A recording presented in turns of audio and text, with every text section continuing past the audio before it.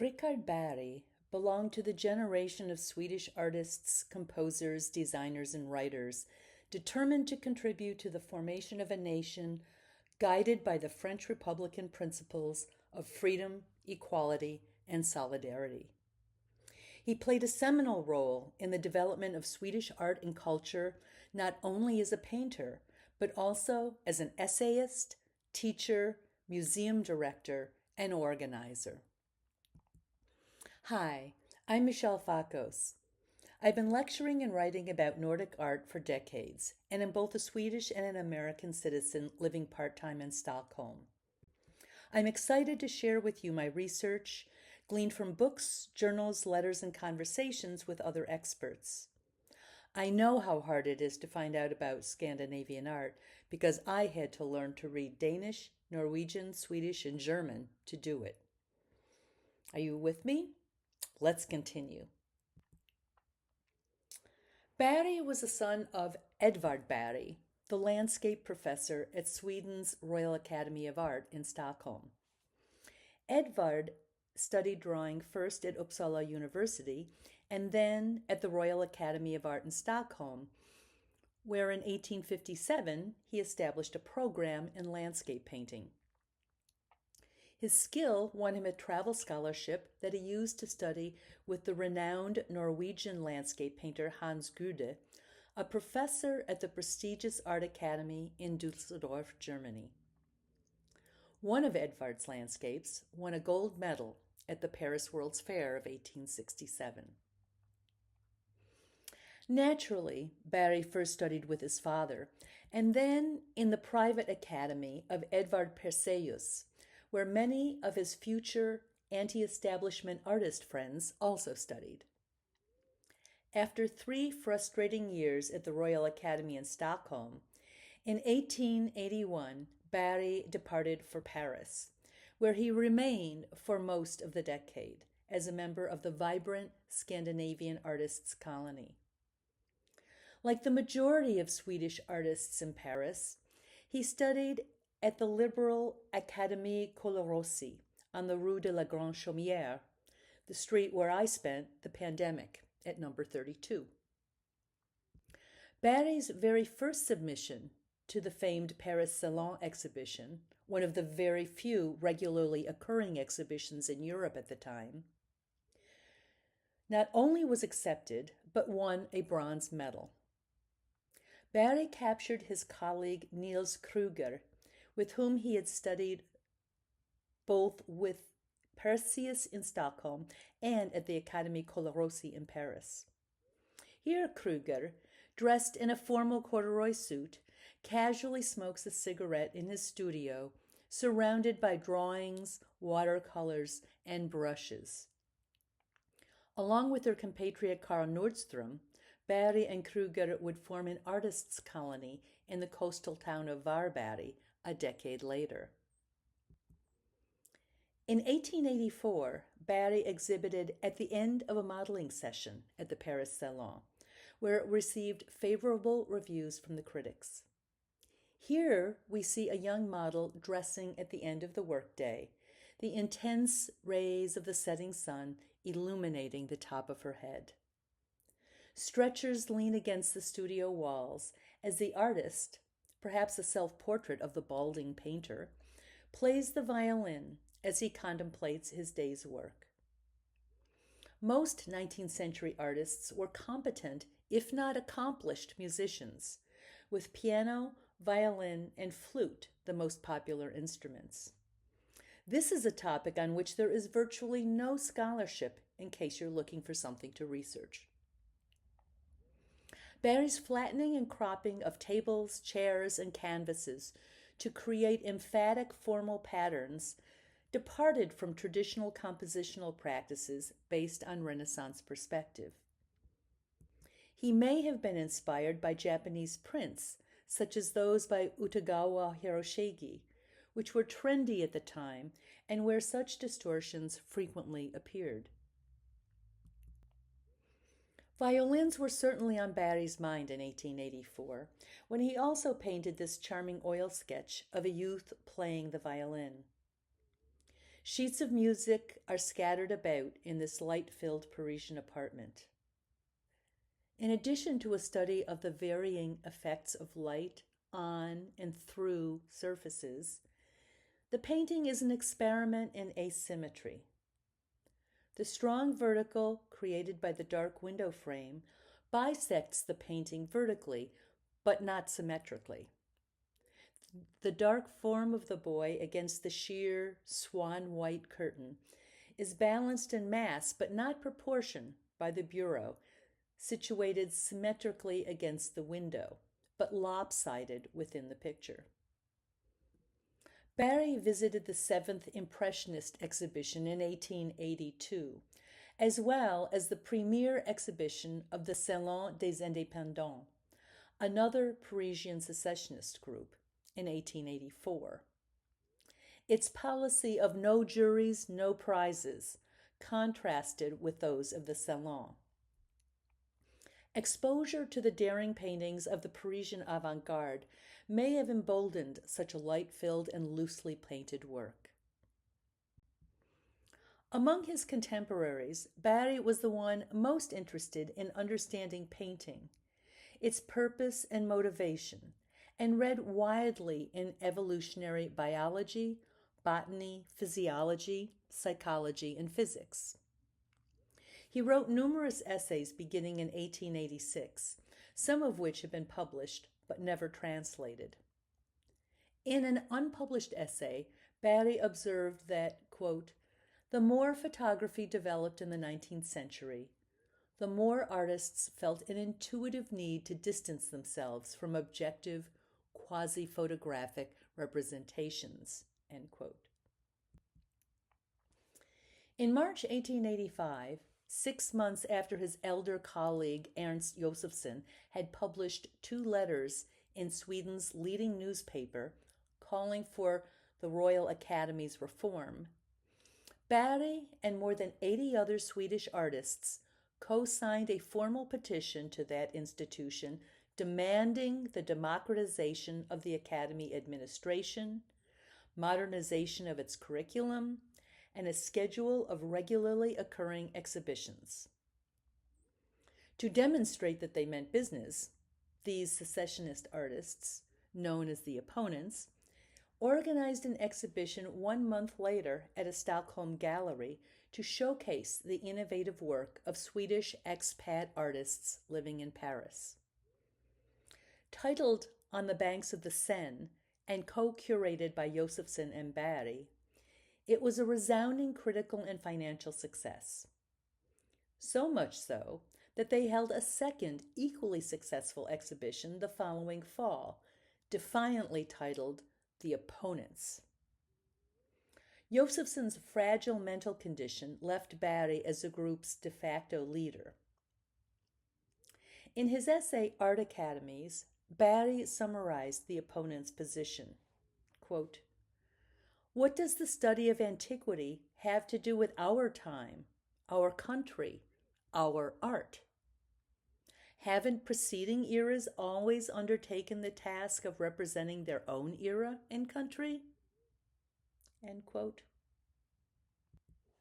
In Paris in August 1886, the opponents formalized their organization, calling it the Artists' Union, in solidarity with Sweden's Social Democratic Party, then in the process of unionizing workers. Upon his arrival in Paris in 1881, Bergh attended a meeting of the Society of Psychological Sciences in order to witness a so-called magnetic seance. Magnetic referred to a presumed field of energy surrounding the human body, and Bergh was curious about its relationship to empathy, an emotion the artist considered indispensable for the optimal functioning of society.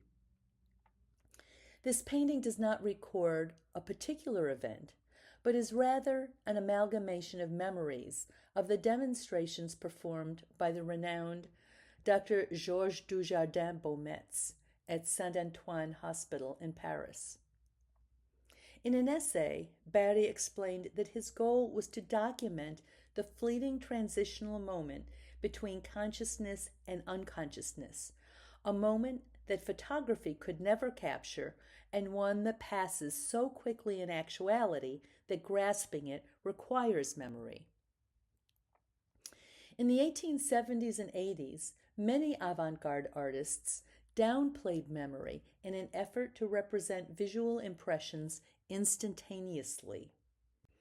But in his essay Self-Critique, Bergh asserted that a complex constellation of factors affects cognition and that memory helps to prioritize observations, thereby allowing the artist to discard those memories that impede the clear communication of ideas. And when it came to objectivity, Bergh declared that, quote, "Without passion, there is no true art," end quote. The alleged greater susceptibility of women to hypnotism led to the weekly demonstrations of hysteria in Paris by Dujardin-Beaumet's colleague Jean-Étienne Charcot at Salpêtrière Hospital, an event attended by an eager and curious public that included Charcot's most famous student, Sigmund Freud, and perhaps also Bergh. Under Bergh's leadership, the Artists' Union organized the Swedish contribution to the 1889 Paris World's Fair, and in 1890, the Artists' Union Free School, a direct challenge to the outdated Royal Academy. Tuition-free with unpaid teachers, the free school functioned as a cooperative, with students and faculty sharing tasks and decision-making. Bergh considered himself a socialist and firmly believed in the fundamental equality of all individuals. His egalitarian social convictions permeated his art theory, which presumed a universal, original ability to feel, understand, and express ideas that were promoted by the art school he helped to establish. At the Free School, for instance, students, including female ones, and teachers contributed equally to the school's physical and administrative maintenance. Bergh's wife, Helena, who died from tuberculosis the following year, modeled for the young girl in Young Girl and Death.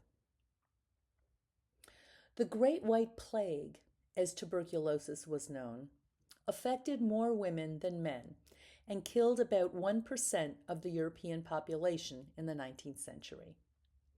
Consumption, as it was also called, was considered beautiful and poetic, with upper-class women applying chalk to their faces in order to achieve the desired pallor associated with intelligence and emotional sensitivity. The young girl wears the white dress of innocence and purity and admires a bouquet of flowers, whose transient beauty was often compared to that of women, as we see in Lily Spencer's sentimental painting, "We Both Shall Fade." Death was, in fact, actively pursuing the frail young Helena, as her husband painted.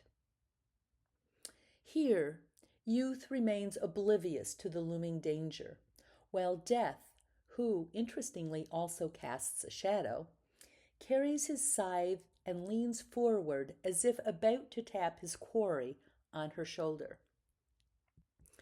Sickly women were a popular subject in the second half of the 19th century, especially in Northern Europe, where tuberculosis was most common.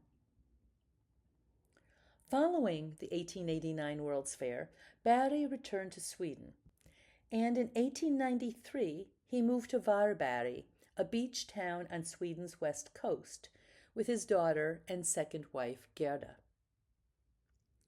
There, together with Artists' Union colleagues Carl Nordstrom, Nils Kruger, and Carl Larsson, he established an artists' colony that dispersed 3 years later.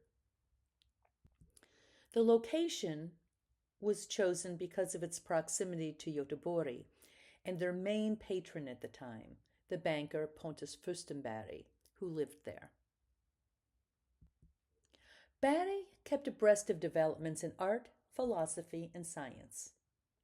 Before he left Paris, he was aware of symbolism, a cultural movement affecting art, literature, and music, which had emerged in Paris in the mid-1880s. Its purpose appealed to Bergh: to express the inexpressible. How to effectively communicate one's love of Sweden, of Nordic nature, of home, family, and traditions preoccupied Bergh, who understood the best way to foster such intangible attachments was through emotion. Rarely did two artists or writers completely agree on exactly how to accomplish this, but they did agree that it was important to signal their audience that the image described was not intended literally, but metaphorically. In Vision, motif from Visby, Bergh did this in two ways. First, in his title, a vision, by definition, is a product of the imagination. And secondly, by utilizing materials, often gold leaf, as in the ships here, that depart from normative visual experience. By 1896, Bergh was fully and passionately committed to promoting a free, just, and egalitarian society with a strong sense of social solidarity, and he did this in lectures, essays, and paintings. Here, he wanted to remind Swedes of their common history by depicting one of the most dramatic moments in Swedish history, the invasion of Danish King Valdemar Atterdag in 1361. Atterdag's fleet sailed from Copenhagen and raped and pillaged Gotland's countryside, finally laying siege to Visby, the fortified capital of the Hanseatic Trading League. Atterdag promised to depart if Visby's inhabitants relinquished all their wealth, a promise he kept. Before arriving home, however, the ship carrying the booty sunk in a storm, and the riches have never been recovered. Here, Bergh reminded viewers about both an historical event of national significance and the moral lesson that the sins of greediness and murder will be punished in a just world. In Nordic Summer Evening, Bergh's most famous painting, he turned from history to nature. On a balcony that still exists on a house in a Stockholm suburb, the Danish singer Karin Pyk stands opposite Bergh's colleague, Prince Eugen, as they gaze toward the water on a quiet summer evening. Here, Bergh wanted to communicate the singular feeling of that moment in nature, one familiar to all Swedes. Equally important, as you see from these small drawings in his sketchbook, was conveying the idea of gender equality, a principle about which Bergh felt strongly. In the drawing on the left, the man is in a power position, standing as his female companion sits.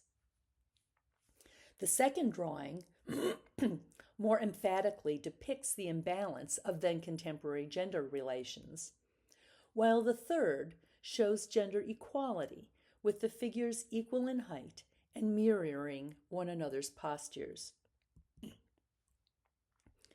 Bergh's ideas about gender equality came directly from Ellen Key, Sweden's most influential feminist. She had tutored a group of girls from Stockholm's affluent Jewish families, among them Hannah Hirsch Pauli, pictured at center holding a sketch pad. They formed the nucleus of a discussion circle established in 1890 that included Hirsch's artist husband, as well as Bergh and his wife. They met regularly and were led by LNK. In Nordic Summer Evening, Bergh tried to capture the spiritual common ground of Swedes. One can almost feel the humidity and smell of the fir trees. The fact that he depicted affluent individuals was because that was his audience and the social class with the power to transform Swedish society. And here, a bit of trivia. I have no idea whether Matisse saw Bergh's painting, but if he didn't, his painting of such a similar composition a decade later is a huge coincidence. When Stockholm's Folkets Hus, literally House of the People, opened its doors in 1901, Bergh organized a donation of artworks by artists' union members. Folkets Hus were funded by the Social Democratic Party and were public venues established throughout Sweden that contained libraries, cafes, meeting rooms, and an auditorium. Anyone could borrow books, attend lectures and performances, or enroll in classes teaching subjects from knitting to biology. Knowledge is power, and education essential to citizens in a democracy. Bergh donated The Knight and the Maiden, which he later permitted Folkets Hus to sell to the collector Ernst Thiel, so that it might purchase instead a sculpture of a dock worker by the famous Belgian sculptor Constantin Meunier, which the board of directors felt would be more comprehensible to visitors. After 1900, Bergh focused increasingly on writing and publishing his ideas about art, history, and psychology, and on painting portraits of his friends. In 1915, he joined the establishment as director of the National Museum, a post he held until his death in 1919. If you enjoyed this content, please hit the thumbs up button and check out my National Romanticism in Sweden video to find out more about Bergh and his colleagues. If you'd like to keep current with new videos or support this project, please subscribe to my channel. Leave comments and questions in the section below, and visit my website for related articles, books, lectures, and blog posts. What would you like to learn about Nordic art?